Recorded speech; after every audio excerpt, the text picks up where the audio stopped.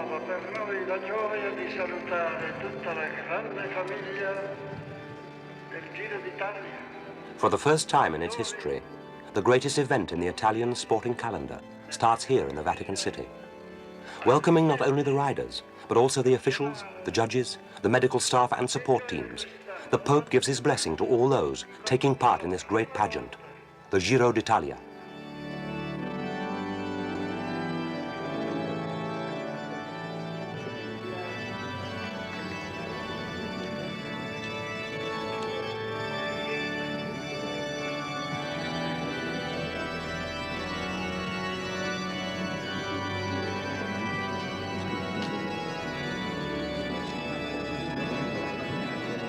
A tutti la benedizione.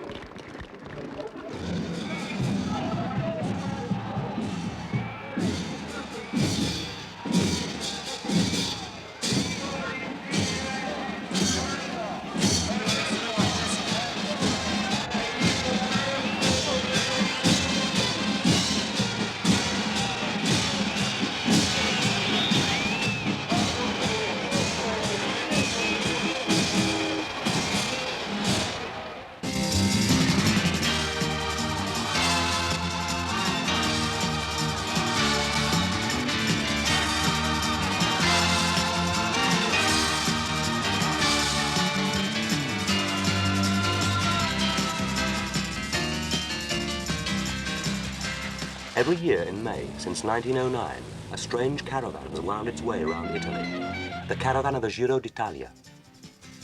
What is the Giro? 22 days of cycling, nearly 2,500 miles. Rome, Pompeii, Amalfi, Modena, San Remo, the passes of the Dolomites, the Valley of the Po, and finally Milan. Together with the Tour de France, the Giro is the longest and most demanding cycle race in the world. One of the last ultimate endeavors of our time, one of the toughest trials in sport. But for 40 million Italians, it's a national carnival, the biggest show of the year. Third stage, Pompeii to Sorrento. The 140 riders are pedalling up to the start in processional order. Nearly all the aces in international cycling are here. The hot favourite, Belgian Eddy Merckx, the idol of Italian cycling, Felice Gimondi, the little Spanish climbing star, José Manuel Fuente. The first two stages, from Rome to Formia and from Formia to Pompeii, were fairly uneventful, but this third stage should give us the first important results.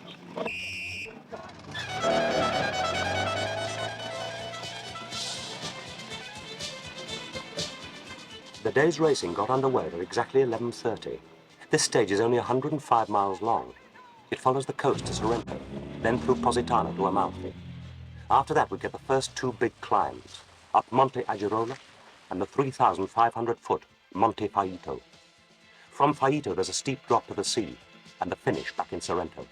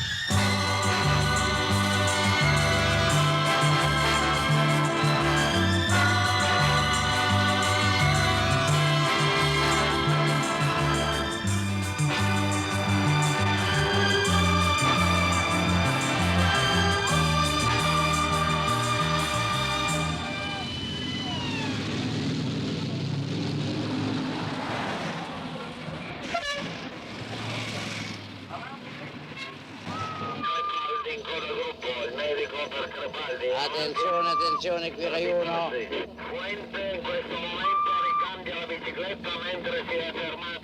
The field arrived here at Amalfi in one big bunch, and they're starting the climb up the 2,300-foot Agirola. We're expecting the Spanish mountain climber Fuente to make his first attack here, using his tremendous talent at the expense of race favourite Eddy Merckx.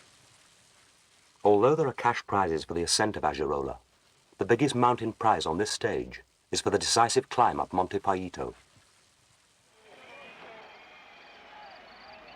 We're now at the foot of Monte Faito. Fuente has succeeded in breaking away, and he's opened up a lead of 30 seconds over the first bunch, headed by Eddy Merckx.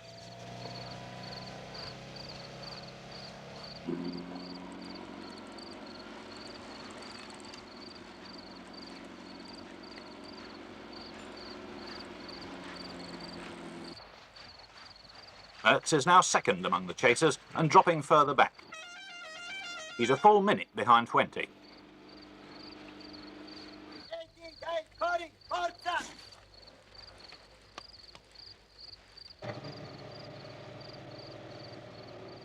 Number 91, Fuente, has now increased his lead to 1 minute 10 seconds. He's being chased by a group including Gimondi and Fuente's fellow countrymen Lascagna and Uribe Zubia, who are sitting in on the others.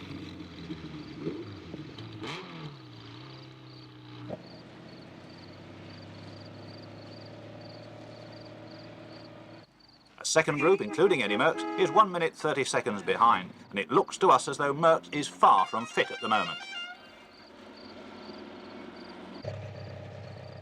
Number 11, Felice Gimondi, the world champion, and the first group.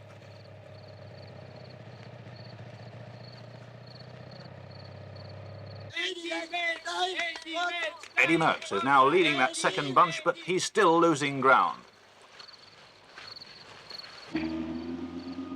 Here, with 68 miles gone, Fuente has increased his lead to 2 minutes. I don't think I'm a good climber just because I come from a mountainous part of Spain. It's more a simple matter of weight. On the way up Monte Faito, I tried to give myself such a big lead that Eddy Merckx couldn't hope to close it on the descent, where he has the weight advantage. And here at the summit of Monte Faito, it's Fuente first and starting on the 15-mile descent to the finish in Sorrento.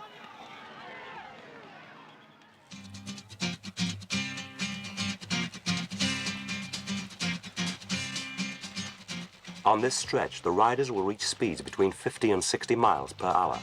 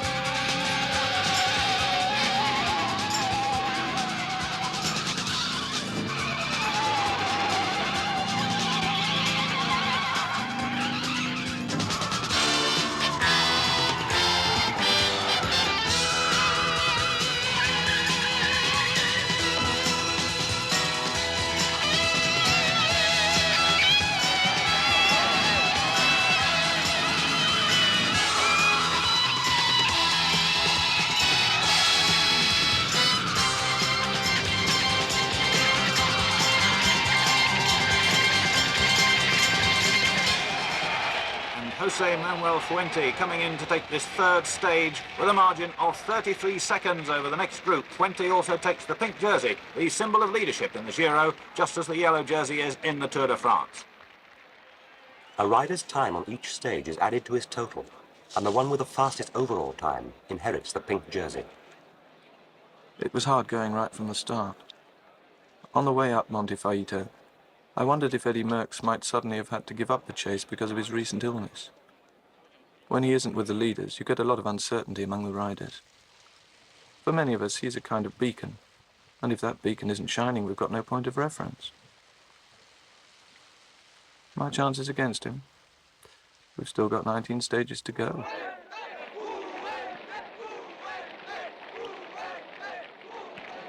E qui, dopo quanto ho riferito sul piano di indicazione... You must never think of the organization of the Giro as a theoretical exercise. It's an intensely practical one. The Giro convoy winds its way through Italy over a period of 3 weeks and is made up of between 900 and 1,000 people. Apart from the 140 riders, there are the support teams, race officials, and of course, reporters and television teams. And they need a total of 240 cars and 60 motorbikes. 60 of these cars are for the support teams, mechanics and managers, 47 cars and 16 motorbikes for the officials. 18 cars and 15 motorbikes for radio and television, 17 cars and 5 motorbikes for film crews, 64 cars for journalists, 10 for technicians and guests. And the Polizia Stradale, the highway patrol, use 10 cars and 22 motorbikes, so that makes 300 vehicles altogether.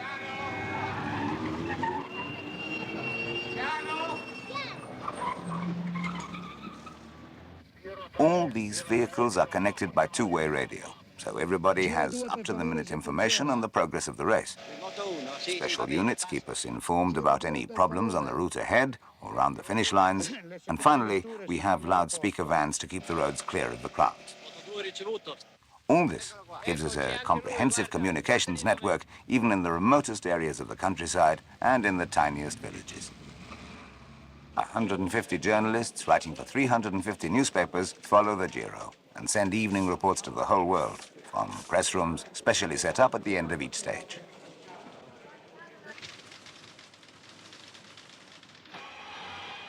Coming up to the end, the last few hundred metres now of this 130 miles, fourth stage from Sorrento to Sapri, and the big bunch tightly packed again. De Vlaeminck has got to the front. It looks as though Bitos is getting chopped out there on the inside, and it's going to be De Vlaeminck. De Vlaeminck gets it at the line. Eerst der Roger de Fleming, Belgien, mit 5 Stunden 58, 36 Stunden mit 34,1. Zweiter Vicino, Italien, dritter Cavazzi, Italien, vierter Johann Roth, fünfter Deutschland, Riccardo, fünfter Serco, le premier le Belge Roger de Fleming, 5h50 36 à la moyenne de 34,176. Deuxième Italien Bruno Vicino, qui a été champion amateur l'année passée à Sorrento. Troisième Cavazzi, Italien. Francioni, 14e Avogadrin, 15e Zwitser Savarin, 16 Gianni Motta. 111e place, on va probablement aider un camarade d'équipe qui s'appelle Fleming. You can't learn the business of organization, I've no doubts about that. Like an artist, you're born to it. Organizing the Giro is a bit like organizing a military mobilization. Streets have to be cordoned off, train timetables coordinated, and 12 million spectators along the route kept under control. We have to negotiate with the mayors of all the towns we pass through, with police departments, and even up to ministerial level. Then there's the race itself. The financial side, the teams, the judges, the advertising, all the immediate problems that come up day by day on each stage. I don't think you can learn to cope with these. To organize a race like this, you have to be born to it.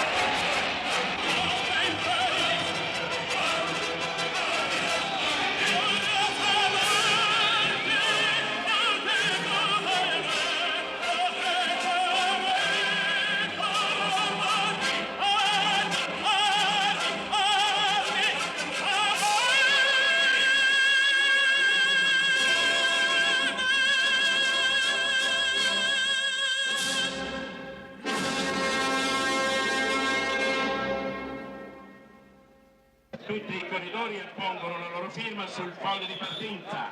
Attendiamo la maglia rosa che è Fuente. Ecco Manuele Bergamo della Pilotec.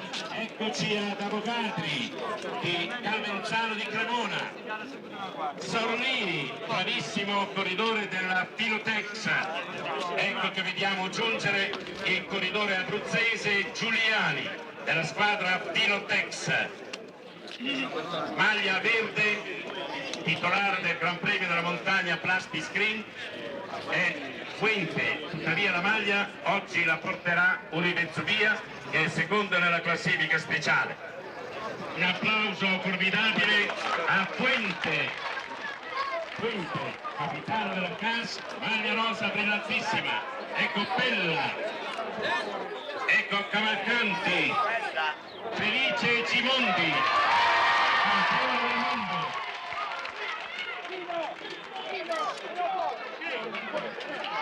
Laghi di Faenza, Castelletti di Verona, il colombiano Rodriguez, Gaetano Baronchelli, ecco Eddie Merckx.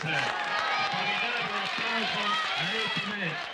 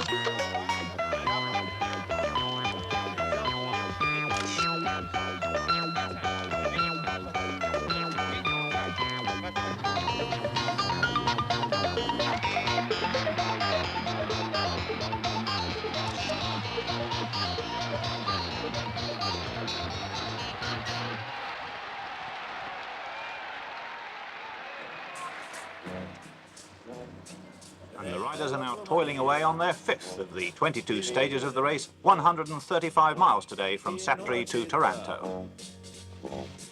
Guarda bene come c'ha, conciati. The rules of the Giro provide for a feeding station about 60 miles into each stage. The support teams can give their riders food only at these specified points. This usually consists of a packet of sandwiches, fruit, cold tea and mineral water. Dicevano, quelli vengono dalla campagna. Ma ridevano, si spanciavano, già sapevano che saremmo ben presto anche noi diventati come loro. Tutti grigi come grattacieli con la faccia di cielo. And the Giro has its traditions. Among them, the riders' habit of going into any inn or restaurant along the route and taking anything they want in the way of soft drinks. The owners of these places usually feel quite flattered. It's mostly the younger members of a team who keep their captain and star riders supplied with drinks, which is why they were originally called water boys, though the name now means much more than this. The water boys have become teammates who support their captain in all tactical areas of the race and see to it that he doesn't waste his energy unnecessarily. They train just as hard as he does, make the same effort, and share the same risks. Sui rami. Each stage carries prizes for places as far down as 20th, which the winners usually divide with their teammates. A first prize might be no more than a few £100, but victory is worth many times that in terms of appearance money, and much more important, in advertising contracts. So, while a water boy might be paid £5,000 a year by his stable, the real money for someone like Merckx is between £300,000 to £400,000 a year. Anche l'aria, colorandoci il cielo di nero che odora di morte. Ma il comune dice che però la città è moderna. Non ci devi far caso, se il cemento ti chiude anche il naso. La nevrosi è di moda. studiato sarà. We're on the 6th stage from Taranto to Foggia, 130 miles, very flat. No downhill stages to give the riders a breather. It's very hot, and there's hardly any wind.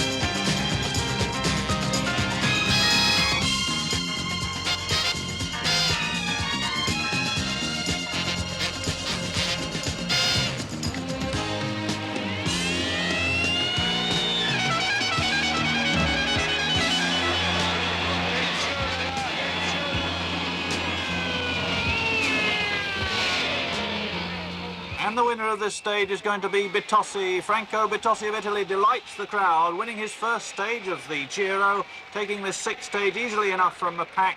20 of the CAS team still there in the middle in the pink jersey of overall leader, and followed overall by Francesco Mozo of Filotex, Felice Gimondi of Bianchi, and at the moment Eddie Merckx is lying in 11th place.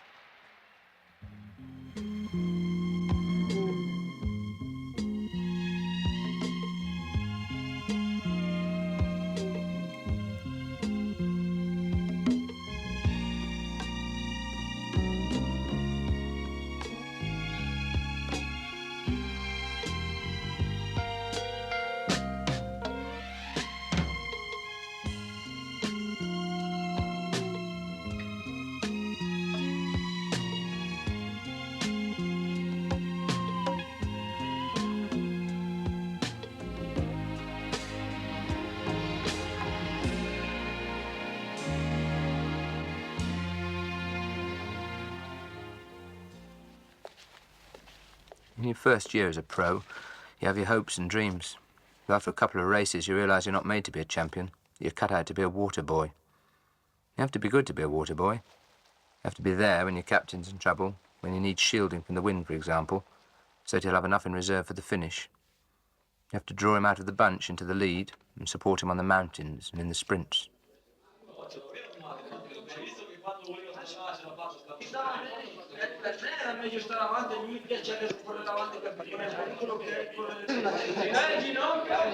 I'm happy to be a water boy and friend to Gimondi. He knows I'm very important to him in certain situations, particularly to pull back riders who have suddenly charged off and to stop rival teams taking control. He knows he can rely on me when it counts. I've also been water boy to Merckx, among others, but nobody can handle that for more than 2 or 3 years. Merckx is always at the head of the field, so his water boys have to be there too. He simply wears his teammates out. Just watch them in this Giro. For all practical purposes, Merckx doesn't have water boys anymore. He's burnt them all out. With Gimondi, it's quite different. He demands every last ounce of effort too, but he never demands the impossible.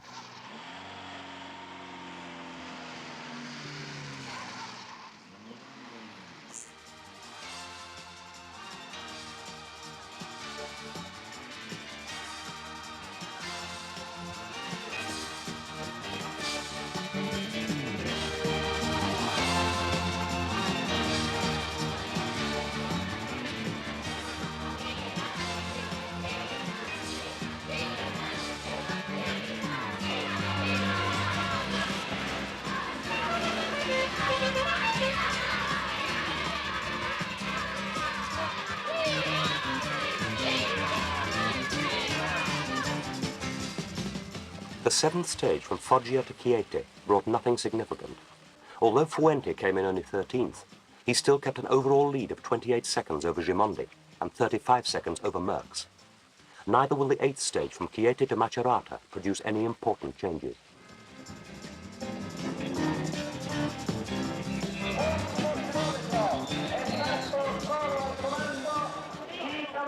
And the crowd's now in a fever pitch of excitement here, waiting for everything to come in to the finish. The last vehicles coming in over the line. A few of the official cars still to come in. We're waiting to see that big pack come round the corner. We know that they're all tightly bunched, so the big sprinters are tightening up the toe straps once again, waiting for it. The last outriders coming in. We're waiting to see them come in around that final corner. And who's going to win this stage? It's going to be one of the big sprinters again, we think, and that's the timekeeper's car. My goodness, he's late. He's only just got in over the pack. Zilioli within the lead, and he's not Zilioli. He's lost it, and Bitossi's got his second stage. Bitossi wins.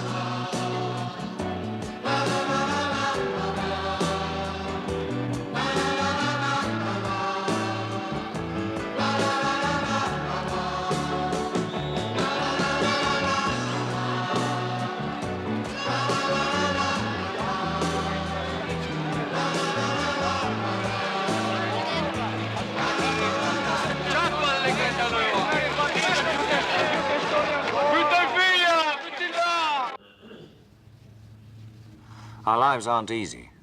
I find the long separations from my family, often 7 or 8 months of the year, the hardest thing. It's not funny to get a phone call telling me the children are sick and there's nothing I can do about it. Altogether, I spend about 300 days in the saddle, an average 65 miles per day.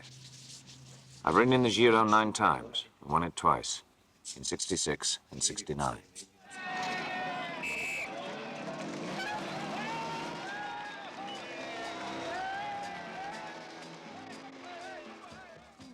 The 9th stage today could see one of the decisive moments of the Giro. 12 miles before the finish lies the dangerously steep climb up the 4,550-foot Monte Carpegno.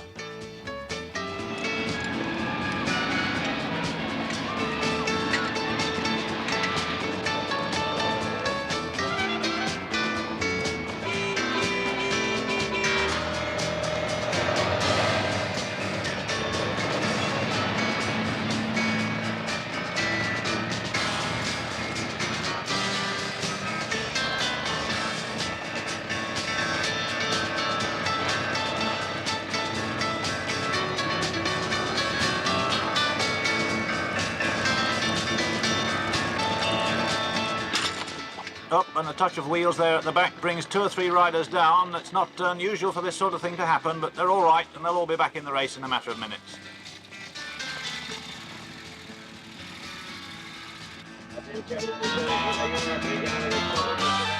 The riders are allowed to hold on to their team cars in an emergency, as long as the judges can see they're not overdoing it.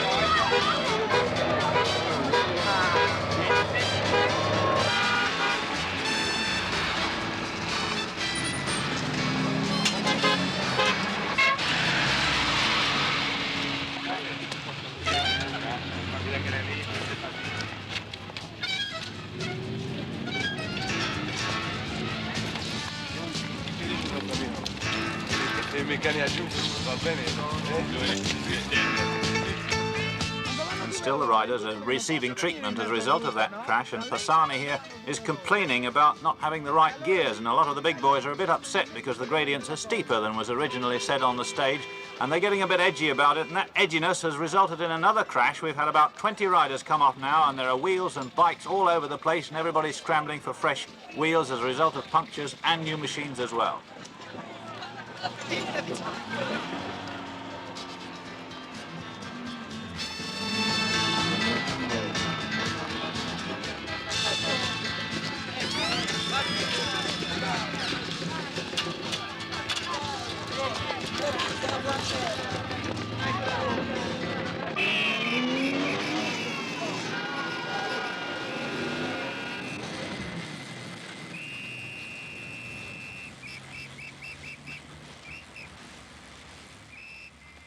The leaders reach Carpegna at a fast pace and tightly bunched.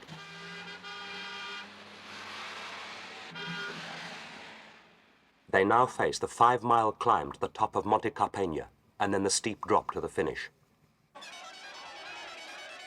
112 miles gone of this 9th stage, and Fuente, as expected, has made a break and taken a clear lead.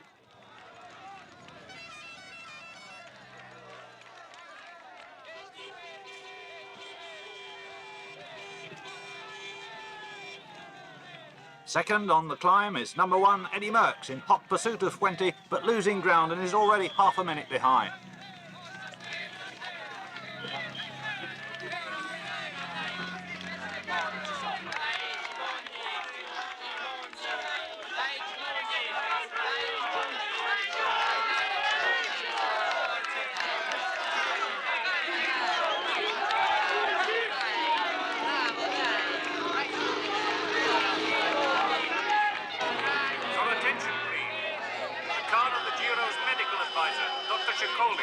has overheated on the steep gradient. A breakdown wagon is required immediately at the 107-mile mark. I repeat, a breakdown wagon is required immediately at the 107-mile mark.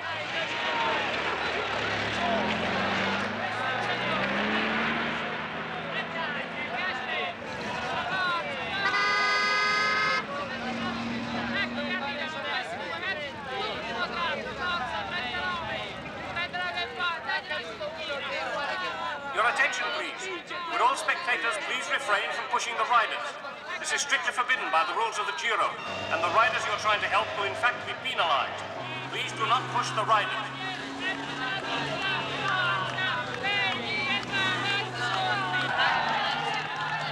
And it's number 91 again, Fuente first at the summit, and he takes his second mountain prize. Second, but more than a minute behind him, is number 1 himself, Eddie Merckx.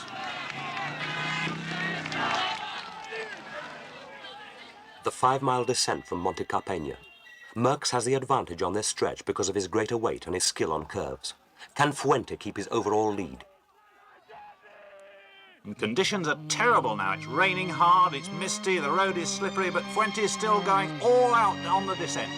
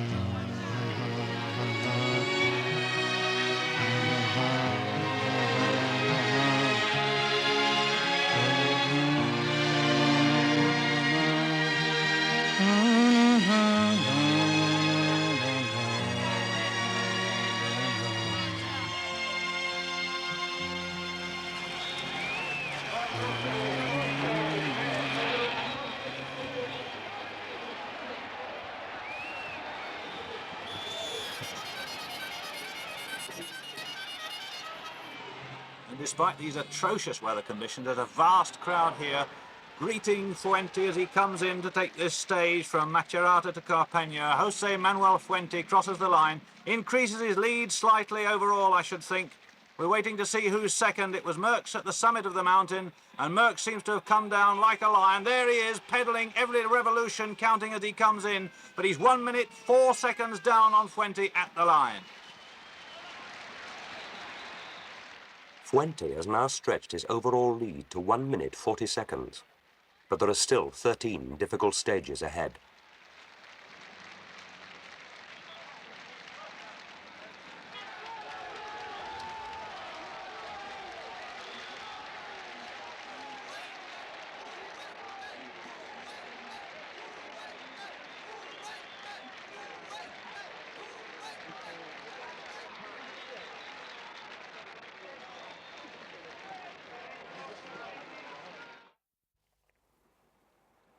Twelfth stage, Forte dei Marmi.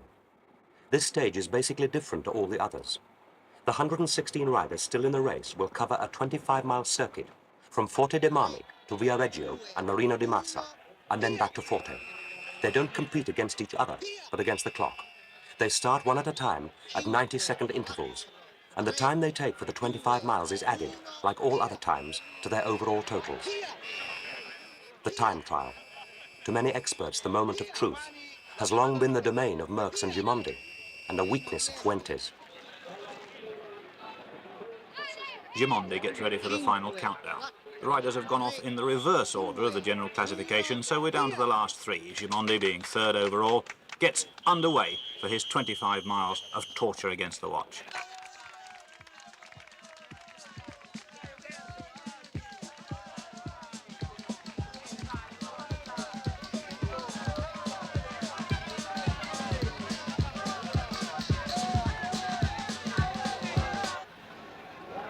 Merckx gets ready for the start.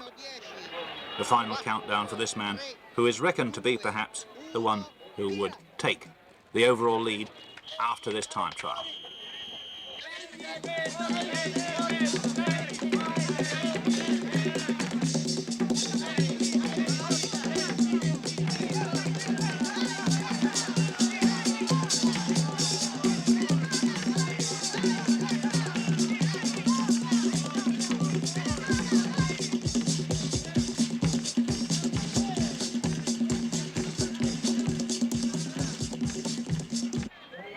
The overall leader himself, the last man off, Jose Manuel Fuente, this little dapper Spaniard, hoping that he can hold on to that pink jersey just a little while longer.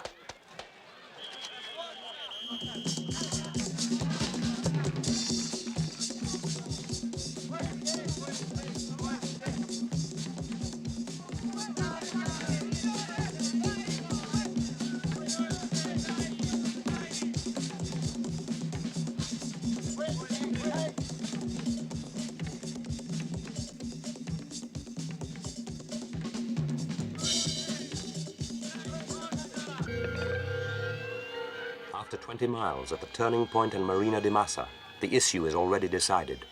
Gimondi is not going to repeat the time trial victory he scored in 1973.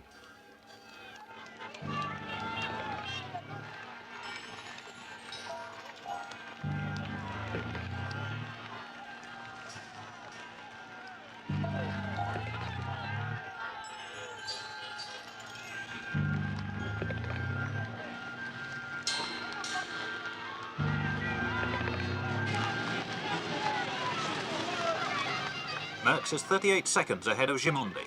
Fuente hasn't got here yet, but we understand he's already dropped 50 seconds to Merckx. But that still leaves him with the overall lead. La gallina coccodè, spaventata in mezzo all'aia, fra le vigne e i cavolfiori mi sfuggiva Gaia. Penso a lei e guardo te, che già tremi perché sai che fra i boschi o in mezzo ai fiori presto mia sarai. Arrossisci finché vuoi, corri fuggi se puoi, ma non servirà, ma non servirà.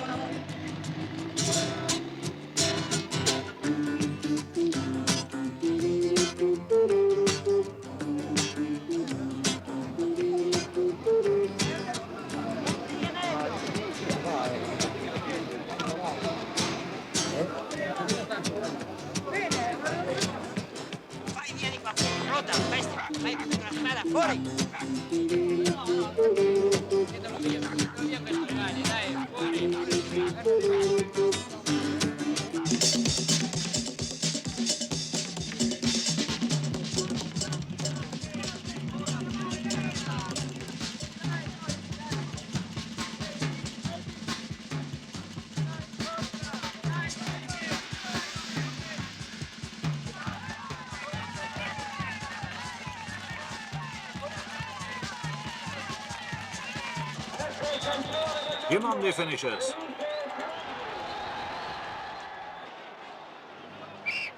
Merckx coming in to cross the line.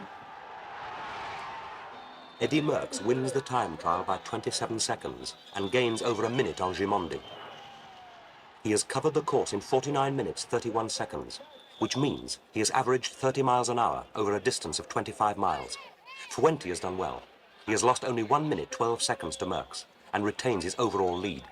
But his advantage over the Belgian is down to 18 seconds.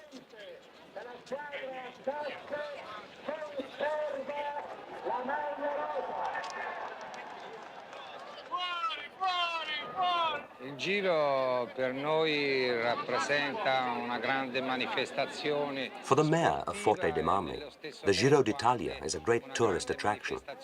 The Giro is a free entertainment for 12 million Italians, and at least 1 million of them line the 25-mile route around Forte dei Marmi. The town council put up £20,000 to stage the time trial, and they consider it money well spent in terms of publicity for their region. The race costs around £1.5 million. Some of the money comes from the magazine Gazzetta dello Sport, and some from private sponsors like salami manufacturers and hardware stores, who put up their signs and banners along the route. È andato più che benissimo, io aspettavo ad andare così perché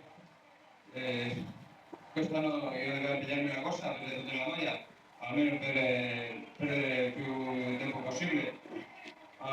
It went much better than I hoped. After all, the time trial isn't my speciality, but I did produce as good a time as I can manage. And the main thing is that Merckx wasn't able to snatch the pink jersey away from me.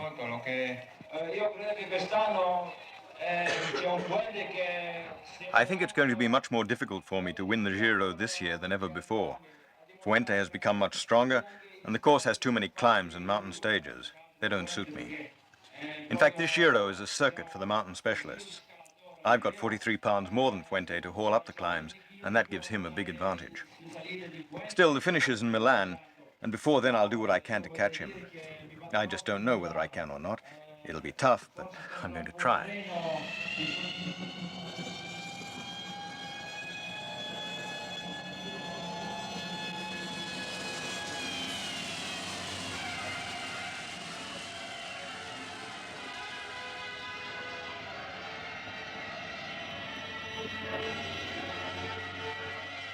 Fourteenth stage from Pietra Ligure to Sanremo. It's still one big bunch with Merckx and Fuente at the front together and keeping a watchful eye on each other.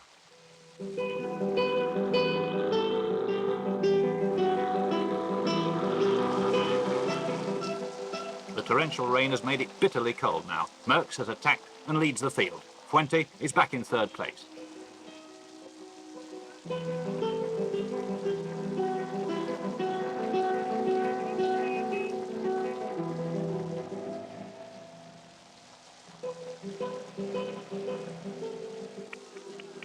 And we don't know why, but Fuente is in a little bit of trouble there. He's got problems now because he's going further and further back and trailing by 2 minutes 30 seconds at the moment.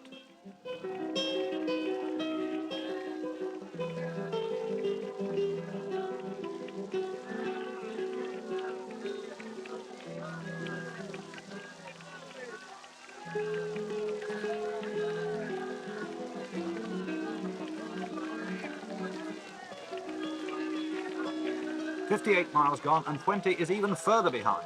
The leaders are Merckx, Gimondi, Pitossi, Baroncelli, and now they've got 4 minutes 30 seconds clear of the little Spaniard.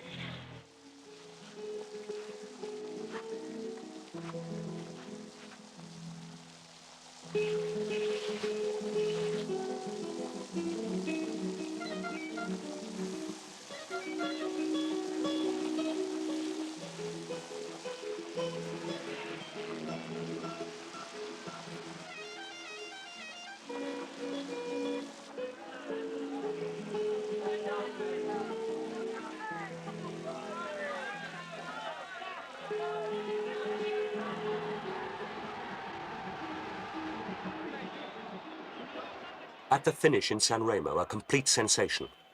At a single stroke, Merckx takes a huge overall lead. He finishes 7 minutes, 43 seconds ahead of Fuente. And Fuente has to yield the pink jersey.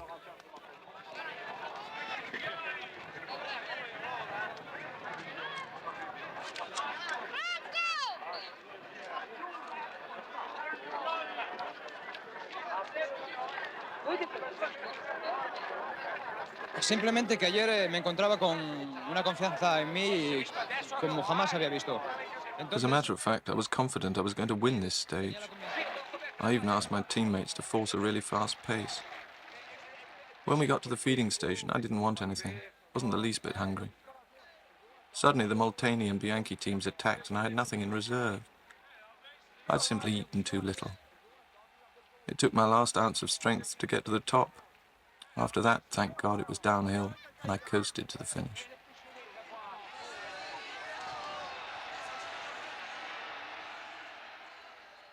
It was a disastrous mistake.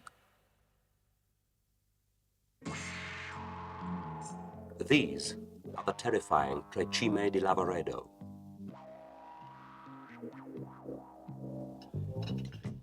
The Dolomites, well, I suppose all mountains, are among the most beautiful things in nature. But for us cycling pros, they are the ultimate test. We're afraid of them, really scared. We start getting nervous days before the tougher mountain stages. And this morning at breakfast, each one of us is trying to hide his apprehension. We can already feel the cruel punishment ahead of us. We're all asking, am I going to be able to stay with the leaders, get to the top, among the first? The question haunts all of us. You shouldn't over-dramatize sport, but here in the mountains, words like torture and pain are not out of place. This is where you reach the limits of endurance.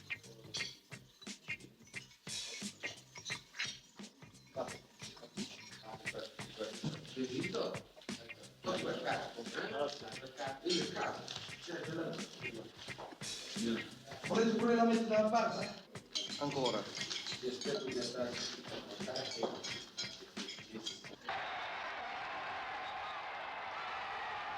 The riders are coming up now to the start, and everyone in the pack and in the crowd knows that today is a very special day.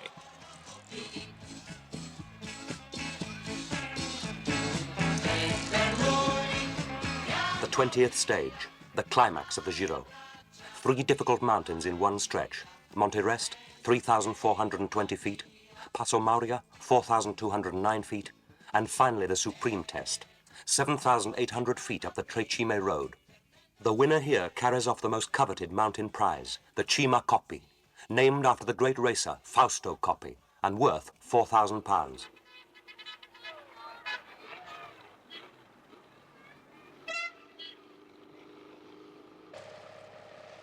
We're between the Passo Mauria and the start of the final climb, and Fuente's making a break.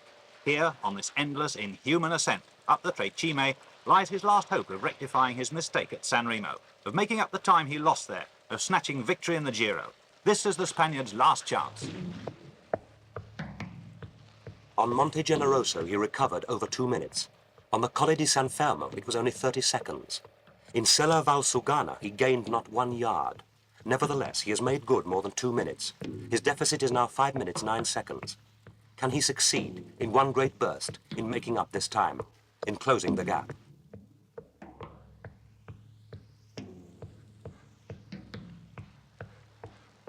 Fuente has shaken off the chasers and is approaching the last big climb.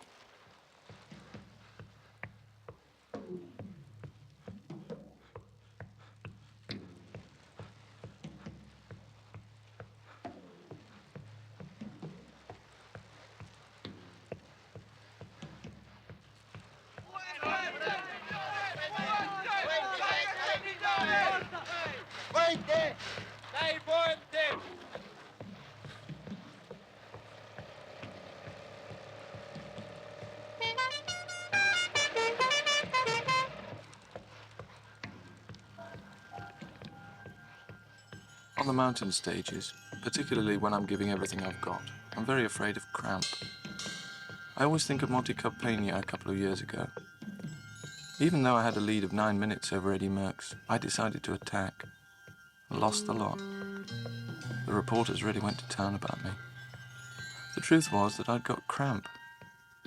Cramp is an invisible wound. You can't imagine what it's like unless you've got it. The pain is dreadful. It's so dreadful you just don't want to go on, but you have to go on. One night when I was dropping off to sleep, I started thinking how lovely it would be if some reporter suddenly got cramp in his fingers in the middle of writing his article about me. But he couldn't just stop. He had to go on, tapping away at his typewriter with his agonizing cramped fingers, just as we have to write on. If they went through that, I think some critics might write differently about us when we're in trouble on the mountains.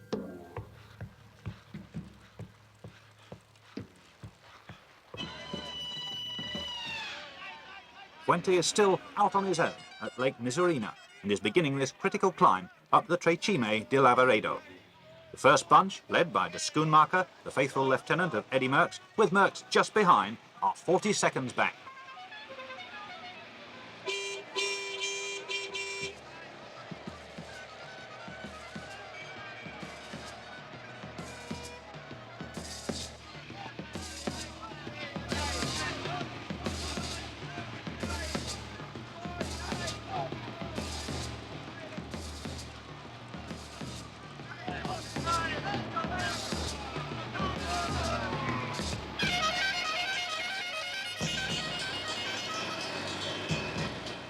And the little Spaniard is increasing his lead now as he starts up the big climb with 5 miles to go and all uphill.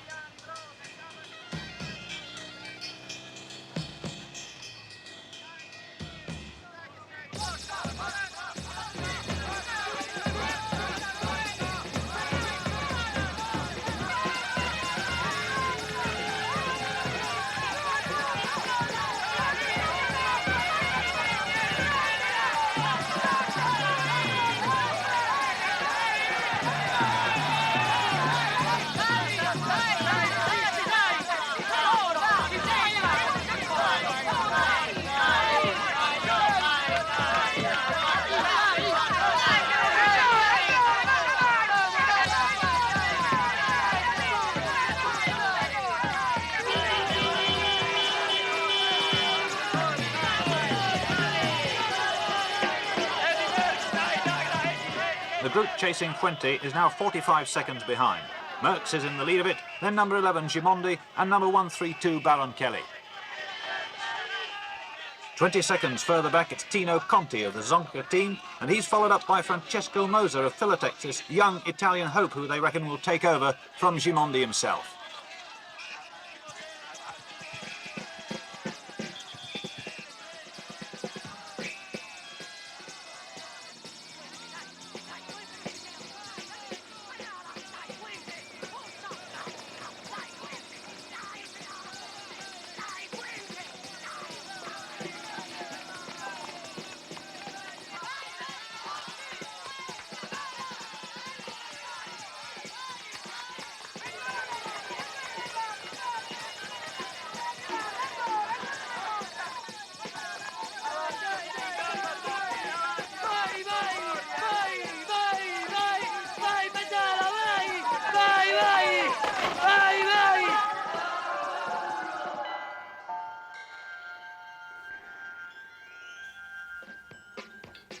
Being a mountain specialist is very hard. Not that I'd rather be anything else, because I don't think you can become, well, let's say a better human being without effort. You can beat the problems of life much more easily if you've met hardship. It sometimes looks as if the first rider to the top has done it fairly easily. You tend to feel more sorry for the men who've knocked themselves out to make the climb at all. But believe me, to be quicker than the rest, and in particular to be quicker than the other stars, involves a lot of pain.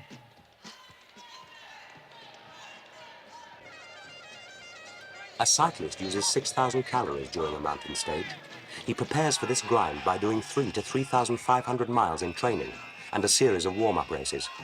On some days he will experience altitude changes of 6,500 feet and temperature differences of 20 to 25 degrees centigrade. The gradient is sometimes steeper than 1 in 5.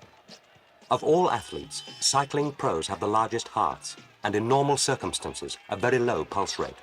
But on mountain climbs, this may rise as high as 180 to 200, which could lead to heart failure in a non-athlete. Although none of the competitors carries any excess weight, they lose an average 12 to 16 pounds during the Giro.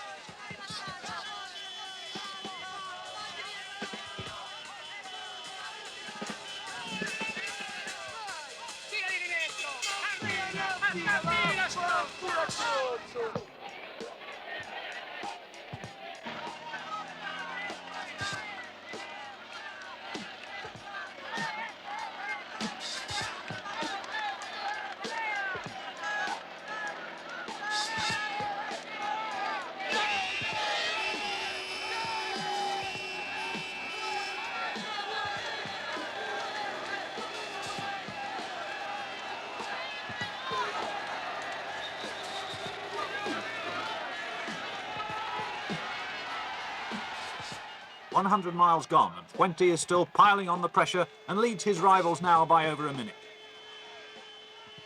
The gradient is 1 in 6.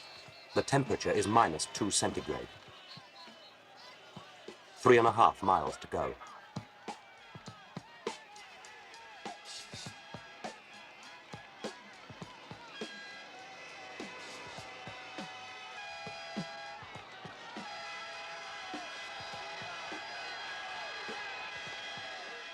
There's something of a surprise now as young Baron Kelly of the Skick team has moved into second place. He's shaken off Merckx and is chasing Fuente alone. Merckx is 12 seconds behind him and closely marked by Fuente's teammate Lopez Carrillo, and behind him the Italian Battaglini.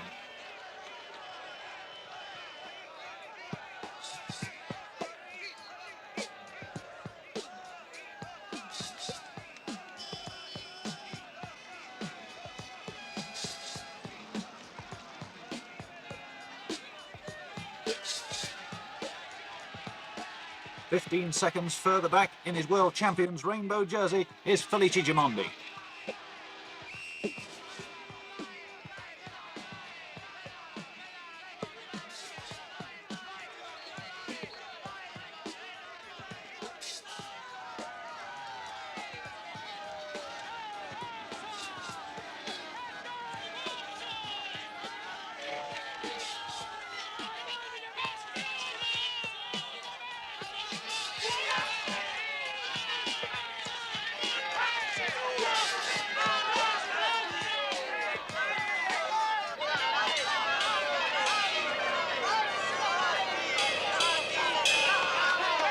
And Fuente's gone further into the lead. He's still pounding away at the pedals, 1 minute 10 seconds ahead of Baron Kelly and 1.5 minutes ahead of Merckx.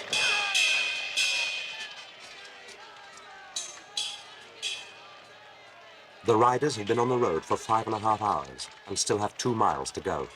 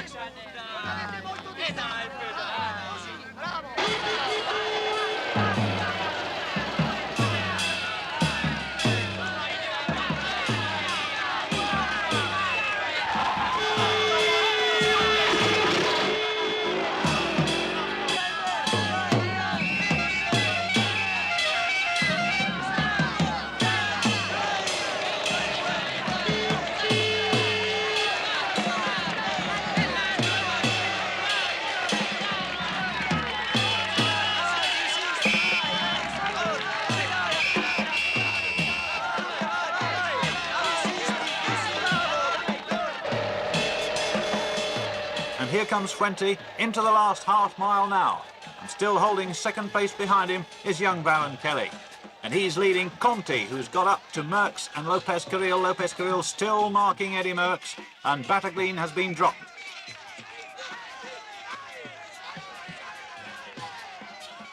Merckx is fighting back with all his strength and is only 1 minute 40 seconds behind Fuente.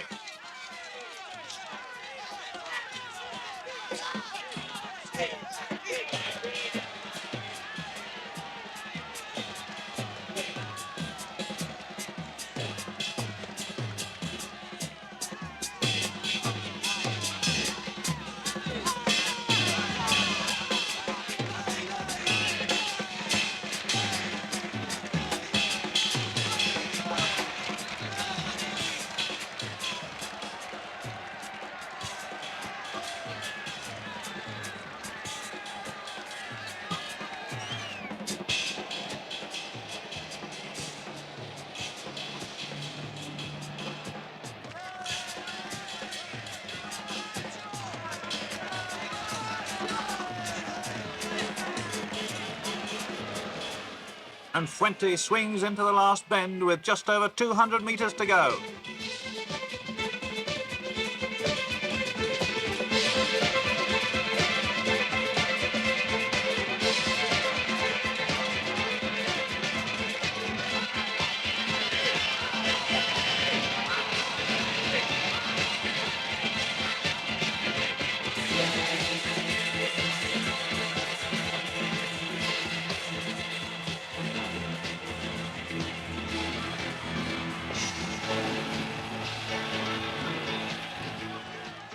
And Fuente crosses the line first, but he hasn't made it. He's not won overall. He hasn't succeeded in making up that deficit of 5 minutes and 4 seconds on this, his last chance. Eddy Merckx comes into the last 200 metres, 1 minute 47 seconds behind Fuente.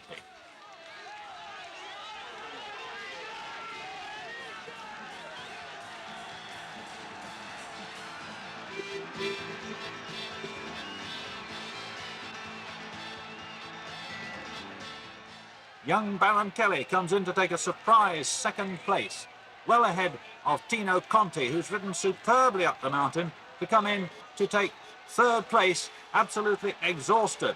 Tremendous piece of riding by Conti, and then Merckx himself coming in to take fourth position, and that means Merckx has held on to the lead. Just behind him, Lopez Carril and Gimondi coming up together.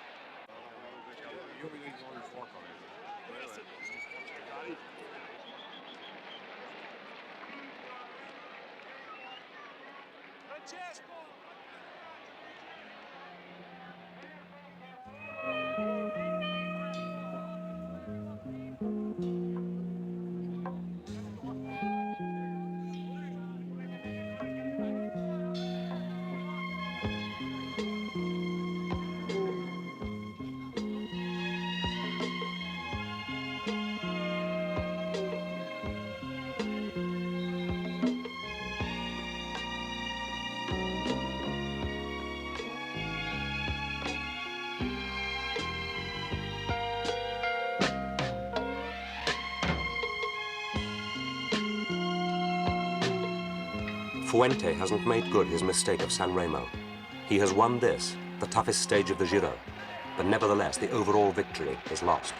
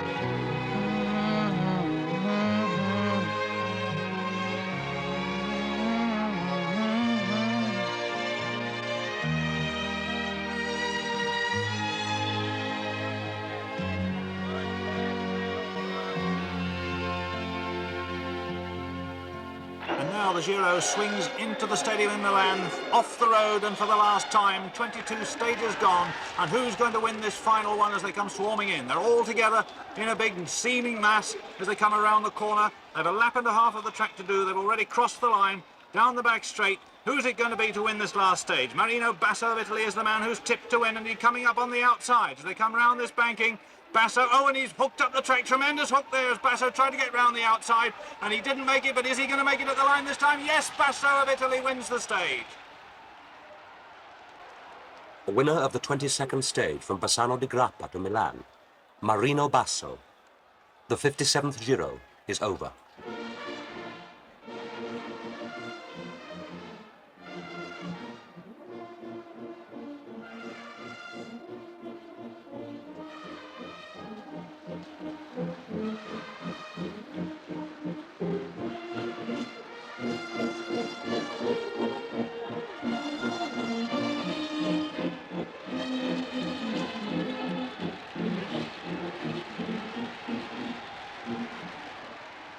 Fuente has won 4 stages and is undisputed king of the mountains. He'd had every chance to win the Giro outright, but his error at the 14th stage cost him victory.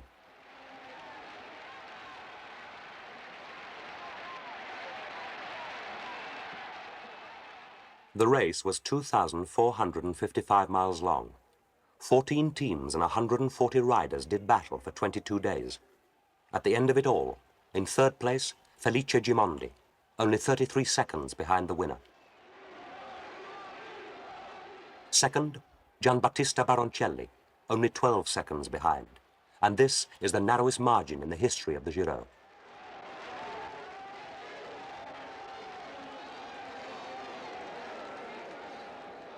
But the winner of the 57th Giro d'Italia in 113 hours, 8 minutes and 13 seconds, Eddy Merckx.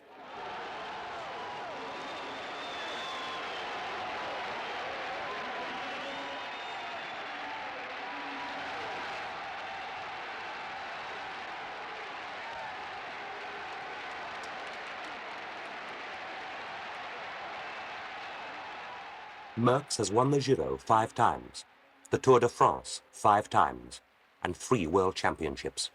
He has scored 385 victories, a record that makes him the greatest roadman in the history of cycling.